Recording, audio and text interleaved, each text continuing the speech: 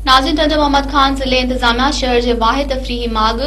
Mir Ghulam Ali Khan Talpur park जो नालो तब्दील करे म्यूनिसिपल पार्क रखी छॾियो आहे, जंहिं ते शहर जे सियासी समाजी अॻवाननि सान्या हमदर्दी ज़ाहिर कंदे पार्क जो पुराणो नालो बहाल करण जो मुतालबो कयो आहे। पेश आहे टंडे मोहम्मद खान मां अब्दुल हफीज़ मेमर जी रिपोर्ट। टालपुर ख़ानदान पारां गुज़िरियल 50 सालनि खां अतीअ तौर शहर वासियुनि खे ॾिनल वाहिद तफ़रीगाह मीर गुलाम अली पार्क, जंहिंजो ताज़ो म्यूनिसिपल इंतज़ामिया पारां उनजो नालो मटाए म्यूनिसिपल पार्क रखण वारी अमल खे शहरियुनि पारां मुकमल तौर रद्द कयो वियो आहे, निंदियो वियो आहे। अचो त सान्या मंडनि, अदीबनि ऐं शहरियुनि खां वीचार वठो। इंतज़ामिया पारां जेको पार्क जो नालो तब्दील कयो वियो, इहो तारीख़ के मिसारनि बराबर है। जीअं त मीर गुलाम अली पार्क टंडो मोहम्मद खान जी हिकिड़ी क़दीमी शख्सियत मीर गुलाम अली टालपर जे नाले सां मनसूब थियल हुई ऐं मीर टालपरनि इन पार्क जी बुनियाद रखी, जंहिं उन वक़्तु पार्क जो नालो मीर गुलाम अली पार्क रखियो ऐं उन पार्क जो नालो तब्दील करे म्यूनिसिपल पार्क रखणु इंतिहाई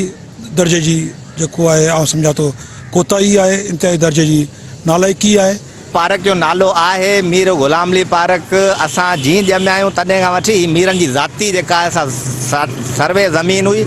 जेका उन्हनि वक़फ़ करे ॾिनी त टंडे मोहम्मद खान जे माण्हुनि खे इहा असां पार्क ॾियूं जीअं हू हिते तफ़री करे सघनि। पर कल्ह टियों ॾींहुं खां तव्हां ॾिठो आहे त हिते मीर गुलाम अली पार्क जो नालो तब्दील करे म्यूनिसिपल पार्क टंडो मोहम्मद खान जो नालो ज़ोरी हथरादू मटायो वियो आहे। पर जेको सोशल मीडिया या माण्हुनि जे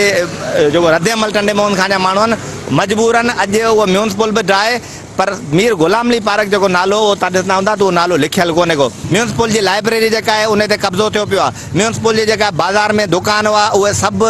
कब्ज़ा माफ़िया कब्ज़ो करे छॾियो आहे। हाणे असीं इहो था सम्झूं त हिन पार्क जो नालो तब्दील करण जी पहिरीं कड़ी आहे त हिन ते कब्ज़ा माफ़िया जेका आहे ईंदड़ वक़्त में ईअं न त का प्लाटिंग करे या हिन जा कूड़ा सचा कागज़ ठाराए हिते जेका कब्ज़ा माफ़िया जो कब्ज़ो थी वञे। इन करे असां इहो मुतालबो था करियूं त फिलफोर हिन पार्क जो जेको नालो आहे मीर गुलाम अली खान पार्क उहो नालो वापसि खां बहाल कयो वञे। ॿी सूरत में असीं सख़्तु एहतिजाज कंदासीं। जीअं त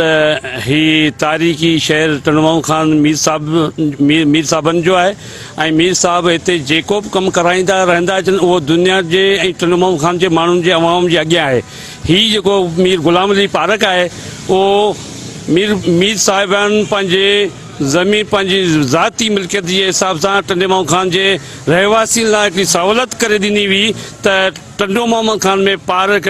न आहे। माण्हू तफ़री लाइ, माण्हू पंहिंजे वाक़ लाइ पंहिंजे हिसाब सां जेको हिते टंडो मोहम्मद खान जे अवाम लाइ सहूलियत करे ॾिनो। अॼु उहो म्यूनिसिपल जेको मीर गुलाम अली टालपुर नालो ड्राए म्यूनिसिपल कमेटी रखियो वियो आहे। असीं इन खे सख़्तु लफ़्ज़नि में मज़म्मत था करियूं ऐं इहो सरासर ग़लति आहे। असीं अहिड़ा इख़्तियारनि खां, DCO खां, टंडो मोहम्मद खान खां ऐं मुख़्तियारकार SP साहिब खां मुतालबो था करियूं नाइंसाफ़ी बि थिए टंडो मोहम्मद खान जे शहर वासियुनि सां, उहो बंदि कई वञे। मीर गुलाम अली पार्क टंडो मोहम्मद खान जो वाहिद तफ़रीगाह आहे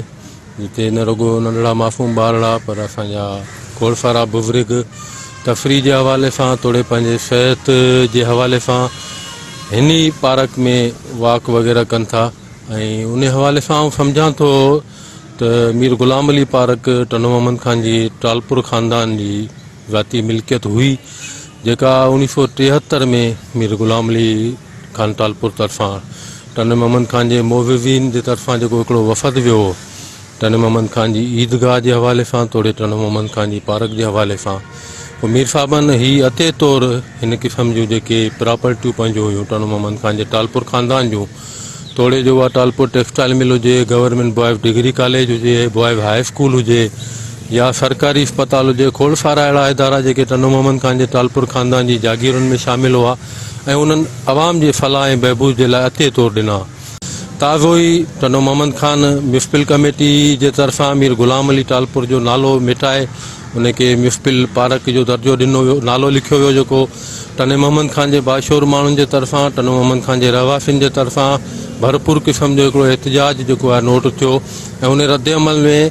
हिननि छा कयो जो म्यूनिसिपल इंतज़ामिया उहो नालो वरी मिटाए वरी मीर गुलाम अली खान टालपुर जो नालो दर्ज करायो। ऐं बदकिस्मती इहा आहे त अवाम खे लालीट पाप ॾियण खां पोइ हिकु दफ़ो ॿीहर वरी राति उहा साॻे क़िस्म जी हरकत थी आहे जेको मीर ग़ुलाम अली ख़ान तालपुर जो नालो हिकु दफ़ो ॿीहर उनजे पार्क जे मेन गेट तां मिटायो वियो आहे